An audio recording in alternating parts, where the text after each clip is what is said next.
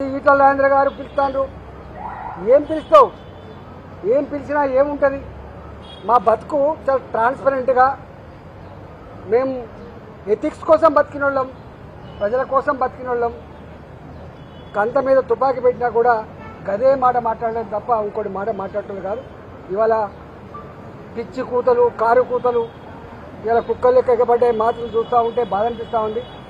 ఏది ఏమైనా తెలంగాణ ప్రజలు నిజమైన న్యాయ నిర్ణేతలు.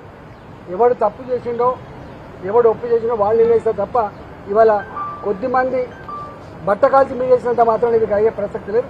కానీ ఒక్కటి మాత్రం మళ్ళీ ఒకసారి చెప్పదలుచుకున్న, 3 బరాజులు మేడిగడ్డ దాని విలువ 4,600 కోట్లు, సుందిల్లా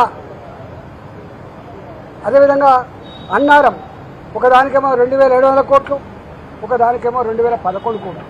నేను ఒకటే కాంగ్రెస్ పార్టీని డిమాండ్ చేస్తా ఉన్నా, భారతీయ జనతా పార్టీ ఇప్పటికే చెప్పింది నిజాయితీగా ఉండాలని చెప్పి కోరుతుంది. పార్టీ ప్రభుత్వ ధనాన్ని దుర్వినియోగం చేయొద్దని చెప్పి కోరుతుంది.